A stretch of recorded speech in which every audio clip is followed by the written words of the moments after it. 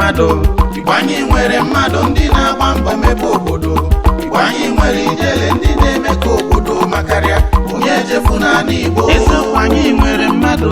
Igbo anyị nwere mmadụ ndị na-agba mbọ mepe obodo Igbo anyị nwere ijele ndị na-eme ka obodo makarịa onye ejefu n'ala Igbo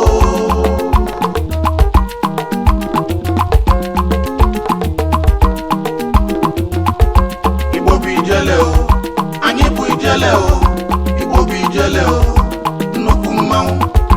Igbo bụ ijele o anyị bụ ijele o Igbo bụ ijele o nnukwu mmanwụ ndị Igbo na-edozi obodo Igbo na-egbo mkpa Igbo bụ ọsọfị ukwu nnukwu mmanwụ ụmụ Igbo na-edozi Igbo bụ ijele o anyị bụ ijele o Igbo bụ ijele o nnukwu mmanwụ ọ dị mma ụmụafọ Igbo daalụnụ nnọọ ịmarụ na m ekwekọ amagba ọ bụrụ n'oge aha a ji nwetara unu mmemme aha anyị kpọrọ ijele eruona ya bụ na ama m na unu ga na-atụ anya ịfụ otu oke ijele n'ala Igbo anyị na-ega anọrọ n'ụbọchị tata anyị gara n'isi mmiri maka na ọ daa n'ihe ime mmadụ obi ụtọ mgbe aha anyị pere mpe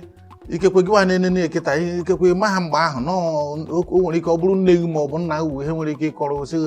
na enwere mgbe enwere otu nwa afọ Igbo pụtaranụ wee jiri aka ya wepụta ma dictionary ma oyibo nke ya na-asụ ya ndị ọzọ na-aghọta ihe a na-ekwu ọ bụrụ na ị nụbeghị ọ bụrụ na ị ma ha ihe gbasara Zebrudaya Okoroigwe Nwogbo alias 430 MON without EY tata ka ị ga-afụ nke tọrọ bịatị ya bụ biko ka anyị kọọ n'ubi onye anyị bịara mata na ha mbụ Mike Novo onye nchịkọba mmemme a bụ nke anyị kpọrọ ijele Igbo bụ ijele o anyị bụ ijele o Igbo bụ ijele o nnukwu mmanwụ nna anyị ukwu nna m anyị ma onye bụ mana ụfọdụ nwere ike na ha ama mmata gị ọfụma ụfọdụ a na-asị nwoke ahụ ka ọ bụ ya biko jiri aka gị kọwara anyị onye Igbo ọfụma Igbo bụ Igbo ụmụnne m ana m ekele unu na-anabata unu n'obi m Chief His Royal Pawine Powerless Chief the Honorable Zebrudaya Okoroigwe Nwogbo alias 430 MON without EY tikwa m MFR ya bụ na ji nke ọzọ nji gbakwara ya passenger bụrụ FTA Fellow Theatre Arts nke ọzọ bịakwazịla ọfụ kịta bụrụzie UN Ambassador for Peace in Africa eji akpọzi m ambassador ya bụ na anyị na ambassador na-ekwu tata ambassador n'obi ambassador ka ị nọ kịta ambassador ebe ọzọ ambassador ọ dị mma ọ dị mma ya bụ ọbụla afa m ebe a bụ obi m abịara m Enugu a 1970 werezie ilego eze gị ọnụ ịmara ahụ na ọ dị nwa mmemme anyị mere mgbe ahụ a na-akpọ Cockcrow at Dawn mụ nwa chịkọbara ya as production manager otekwa na mekwa nke a kpọrọ Soweto maka ya ịtọpụ Nelson Mandela na-agbụ anyị nwa bụ ndị Naijiria bụ ndị artist soro fụ ihe anyị mere na-ahapụrụ nwa amadi ahụ abụ m nwa afọ Nnobi dị n'okpuru ọchịchị Idemmili South Local Government Area Anambra State nyada bụ onye Anambra ụfọdụ na-asị na mba onye Imo maka na m biri Aba ka m hapụrụ Enugu ejere m Aba biya Aba ebe a ka m nọ bido ọrụ na ụlọ ọrụ a na-akpọ NTA mgbe maazị Ụkọnụ bụ onye dị nchaji NTA Aba nyenwa wepụrụ n'ọrụ site na mbọ onye isi anyị onye nhazi mmemme a na-akpọ in a lighter mood mmemme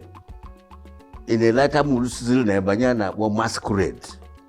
ya na o bidoro dịka James lighter mood James Iroha o nwekwara akara Gringori Gringori Akabog Gringori Akabog mana elu ọ na-aza nwa nwoke na-aza my house boy mana onye bụ onye isi anyị ya bụ onye chịkọtara anyị ya akwadola anyị kwụba anyị onye ọbụla na-ekiri anyị kịta ga-asị kọkọtụgodoro anyị etu ha si bido ya bụ Zebrudaya bụ New Masquerade maka onye anyị na-akpọ mgbe ahụ New Masquerade enwere Masquerade nwee New Masquerade nwee in a lighter mood in a lighter mood mụtara Masquerade Masquerade mụtara New Masquerade ị na-aghọta okwere ga-aghọta kịta in a lighter mood bụ 1970 ka anyị bidoro in a lighter mood James Iro ha bidoro dịka radio program nya ihe eji akpa aṅụrị ṅa na redio mgbe aha telivishọn adịghị ọsọ redio nya iruo na sekretariat ndị mmadụ na-agbagba na-achọrọ ije n'ile lighter mood agbanye a na-akụ akwụkwọ Chief Josephat Okoroigwe alias 430 obido bụ na Chief Josephat Okoroigwe alias 430 mbe toli alias Ikeduru ọ ya ebe a ka o bidoro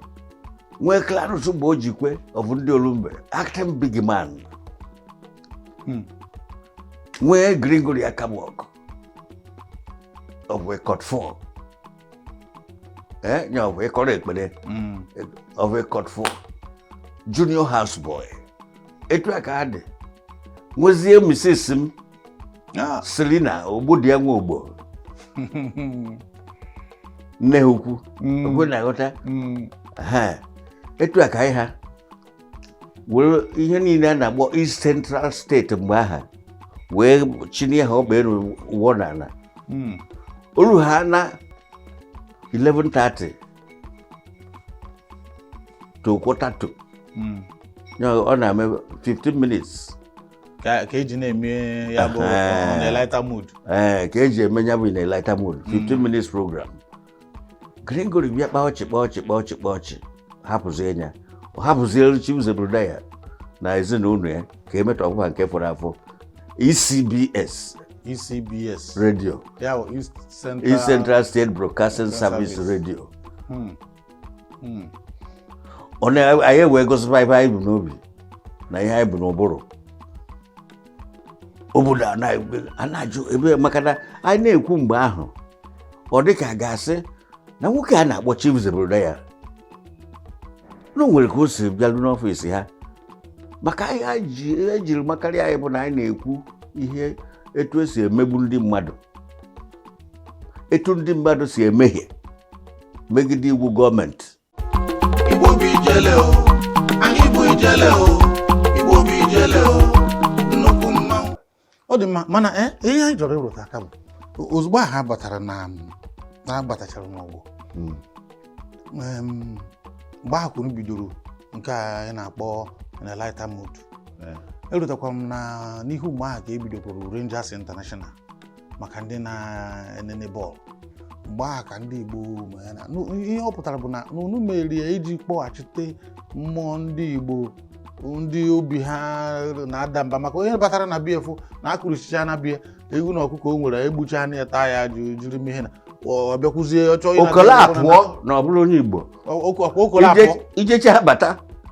ihe niile dị ebe a kpọziri n'ala eji akwụ ọtọ ikolapụọ ọgwa na kolapụ ka ị gosiri anyị ikolapụọ ndị Igbo kolapụrụ aka ekolapụrụ ha ekolapụ mgbe ahụ mana site n'aka nke Chukwu a wee chọba etu anyị ga-esi kpọtakwa mkpụrụ obi ha etu anyị ga-esi kpenye ha aṅụrị kedu ihe a ga-eme ka ndị Igbo jidekwa mkpụrụ obi ha aka ya ka eji weta ya bụ mmemme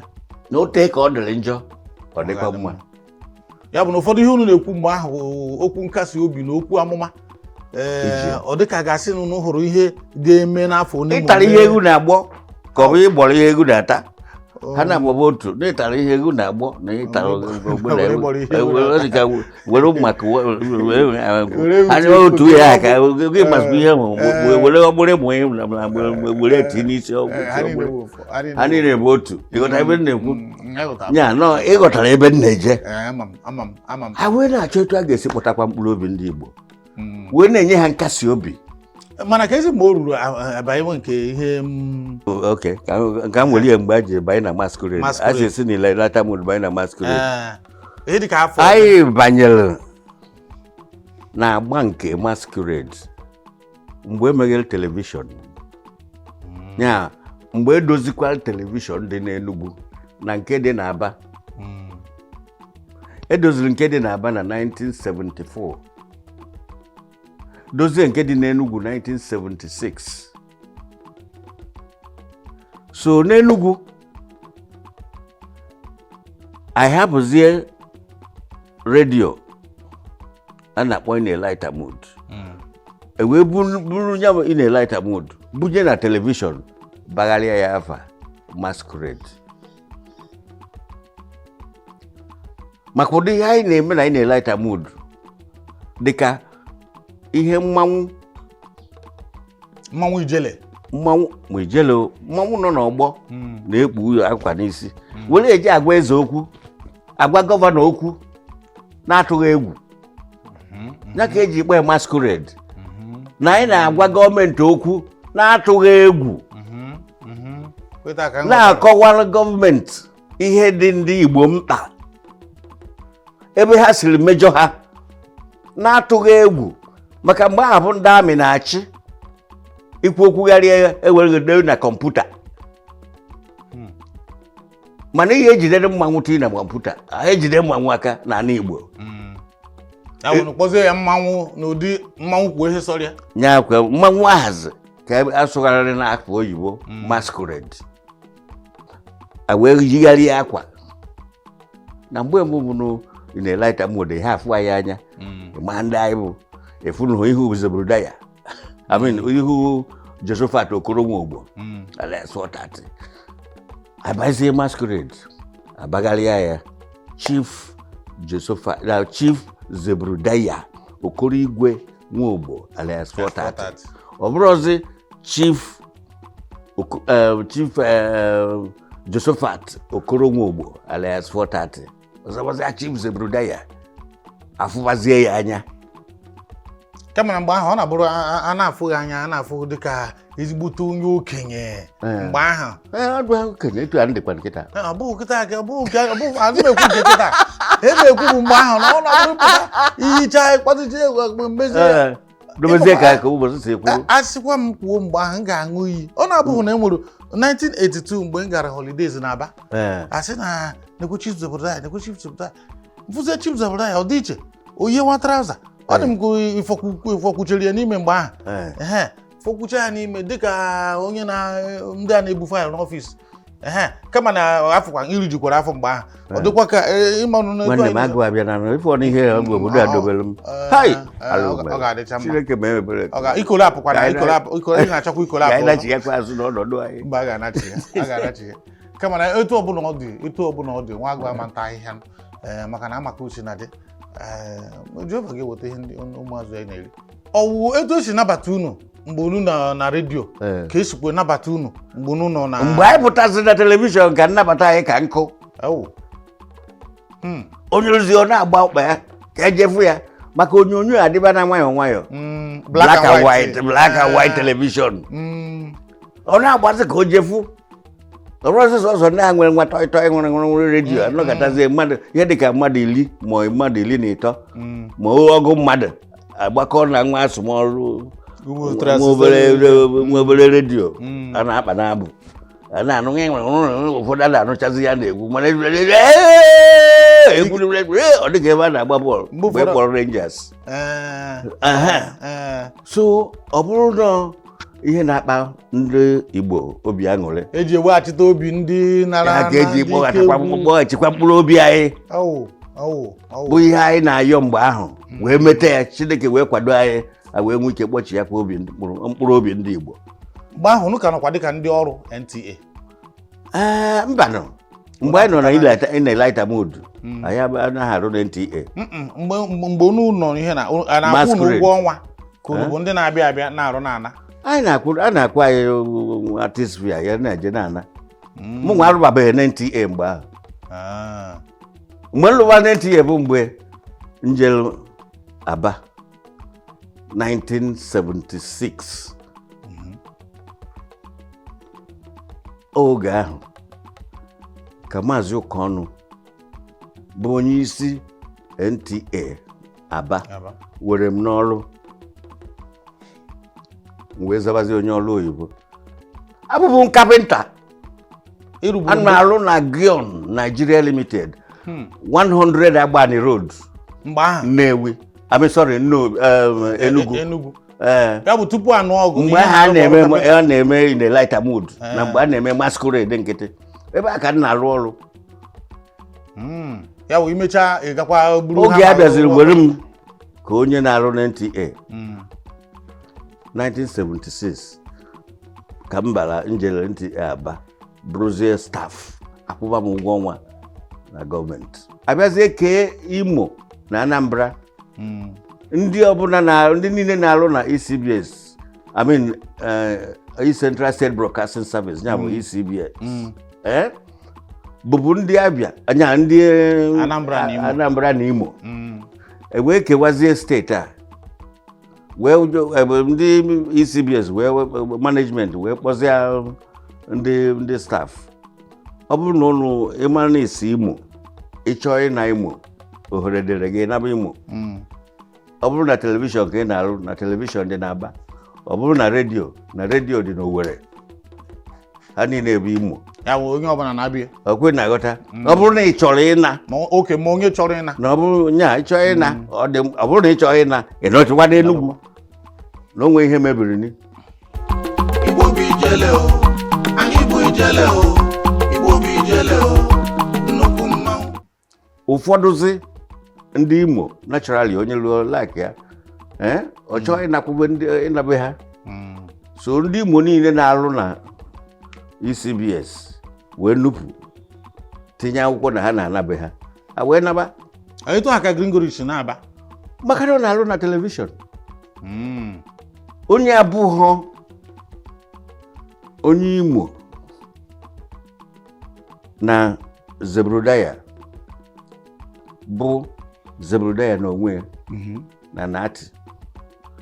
ha wee naba Igbo ọfọzie sọsọ mụ nwa na Nati wee na ihe niile aghasa na maka ọfọzie wee hazi mba bụ ndị Imo na ihe ngosi a na-akpọ Masquerade na ọkwanitere station na ha ga-analụzie Imo mesasịa ya anọ here ahụ ịchọpụtakwa onye ga-adị ka onye na-eme ya bụ Chief Zebrudaya. Na mmadụ ịtọ emegwe emeta ahịa tupu bịa mbata ozugbo mbọsị ha mere the same day ịbịazie n'obodo ịna-enye ntị ọ dị ka abụ ndị Rangers nyere goolu na Obianịka nyere goolu mgbe ahụ nwa obodo nyere goolu mgbe ahụ Obianịka o so ha ndị foundation member emechazi Emmanuel Ọkara ha batawa na ndị otu oke o si eme bụbụ goalkeeper ha o mezi ka o si dị Emmanuel Ọkara wegharịa etu aha Emmanuel Ọkara si wee wegharị ọnọdụ ka Chief Chika Ọkpala si wee wegharị ọnọdụ n'aka ndị meburu nwere asị ka meburu Chief Zebrudaya Chief Josephat Okoro Nwogbo alias Watati Ọnọnenyi bụ Peter Dochie afọ ọzọ ya bụ Ọnọnechi mere Chief Josephat Okoro Nwogbo o nwekwara another man onye chefugo m afọ ya adịghị ịtọ mebulie mana oyibo ha ataita n'oyibo Gringo chọrọ ka achọrọ maka Chief Josephat Okoroigwe na Chief Zebrudaya Okoroigwe Nwogbo. Chief Zebrudaya Okoroigwe Nwogbo alias bụ retired soldier. Sergeant Krofo, Second World War. Agha Boma. Okwe na agota. Oyibo ebe into. No oyibo a na-asụ bụ oyibo Sergeant ka ọ bụrụ Sergeant chara acha. Mana kedu etu si megide ya bụ ihe wee baa agha ahụ n'ụdị na ibeziri mewuzi ihe ụdị ka aka ewuru kịta ka ịzụrụ ezi nke bụ ezigbo ajụjụ. Ọ na-abụ edecha ama ka esi akpa na ọ bụla na-abụ Chineke kecha ka esi wee mee ekwu ya mgbe m chetara ya ka m kwuo ya. Mana edecha nke edere n'akwụkwọ onye ji atapịa ya n'onu Igbo ewepụta nke o ji bụrụ ya wepụta mkpụrụ anya ya na-abụ wee gwa gị kọwaa ka ọ ga-esi wee yiri dị ka awọrọ yiri ka akwa ana yiri ha na ka akwa aha adịghị mma n'ahụ ọzọ mmadụ ụwa niilezi ga na-achọ ebe ị nọ chefuzie na nwere ndị ọzọ soro mebe ya mgbe nwezi onye na-ajụ maka ha maka kịta anyị kwuru okwu a ka ya bụ na Pete Edochie so emebugo Zebrudaya before o mebugo kama na ọ na-enye news n'oyibe ihe bụ ụdị oyibo ọ na-asụ na news bịakwa sụwa ụdị oyibo a ya sụwa oyibo Chief Zebrudaya onye nsogbu o kweghị a mixture nna anyị ụkpabi asịka Nwora Asika was a veteran broadcaster na-enye news na ESBS, East Central State Broadcasting Service. Ama ya ịhapụzi etu ha si agụ news n'oyibe bịazie sụwa nke bụ ọgbara Igbo gharịa anyị na-asụ ndị Igbo na-aghọta ihe na-ekwu gbagharị sụwazie talkative of English of Chief is Royal Power Powerless. Chief is Royal Power Powerless. Chief the Honorable Zebrudaya Okoroigwe Nwogbo alias 430. Bro ọgbara Igbo gharị mana ebe ka gwachi mụta ya ebe ka o si arụba abịa na ịzọpụta bụ ọkpada ma eje bụrụ gị ije ọkwa bụ na gị nọ n'obi m onwe ebe ị na-anata ahụ mbakwa told them Igbo bụ ijele o anyị bụ ijele o Igbo bụ ijele o nnukwu mmanwụ ọ dị mma so ihe o ji agha atọ m ụtọ bụ na asị nwata ọbụla na-agakwu okenye ọ bụrụ na ọ ta ha anụ kpọrọ nkọ ọ ta ibegiri ji thank you ya bụ na anyị bịara na nke okenye ọ bụrụ kanda nke gbara nkụ ịta kanda nke ọbụla afọ no na azụkwara onye tazie kanda kịta rọ ihe eji eme shu ndị gọọmenti akpara ya aka maka osinadị nke aha dịgodu nya ife mee na ọbụla a sị gị nọ na bụ onye na-ede akwụkwọ dechaa onye ji atapịa ife mee bụ na James Roha nna m ukwu onye zụrụ m na drama ba m nwe igbekpula na ṅụọ nne m ala ọ na-abụ nwe igbekpula na ṅụọ nne ya ala kwe nya mkpụgharị ya mmetọ m ka m wee ghọta ebe ọ na-eje o wee ghara ịma na mgbe nọ secondary school n'Ọnịcha Prince Memorial High School Ọnịcha ọ na-azazi ugbu a mgbe ọ na-akpọ Prince Secondary Commercial School Ọnịcha maka nna m sị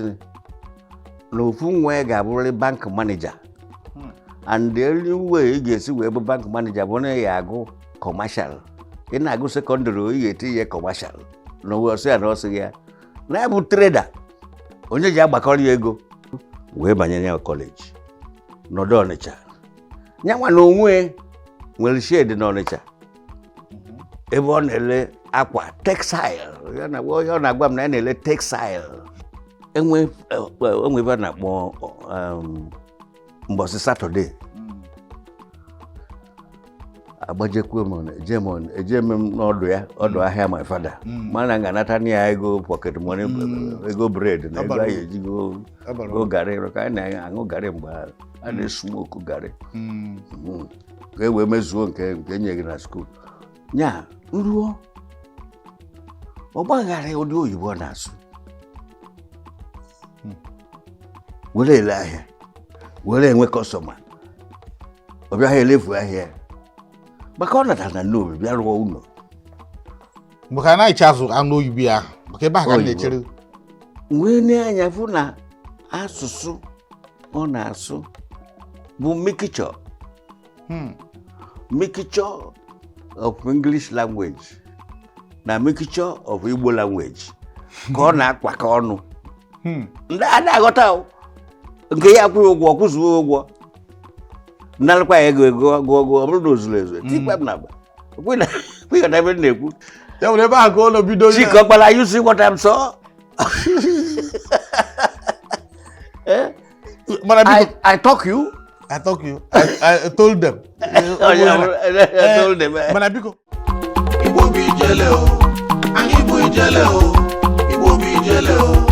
nnukwu mmanwụ ụmụ Igbo na-edozi obodo Igbo na-egbo mkpa Igbo bụ ọsọ ọfịa ukwu nnukwu mmanwụ obodo ọbụla ị bịara ma ịfụ inwe afọ Igbo nwanne m gbara agakwa na ndụ adịghị ya obodo ọbụla ị bịara bịa ma ịfụ inwe afọ Igbo enyi m gbara agakwa n'ụzọ adịghị ya etu ọbụla ọ dị Igbo anyị bụ akwa ugo ka anyị chigharịa na anyị chigharịa na anyị chigharịta na anyị chigharịta na anyị natazịa ka anyị dozie obodo anyị Igbo bụ ijele o anyị bụ ijele o Igbo bụ ijele o nnukwu mmanwụ Igbo bụ ijele o anyị bụ ijele o Igbo bụ ijele o nnukwu mmanwụ n'ezie ha anyị nwere mmadụ Igbo anyị nwere mmadụ ndị na-agba mbọ mebe obodo Igbo anyị nwere ijele ndị na-eme ka obodo makarịa onye echefu naanị Igbo eziokwu anyị nwere mmadụ Igbo anyị nwere mmadụ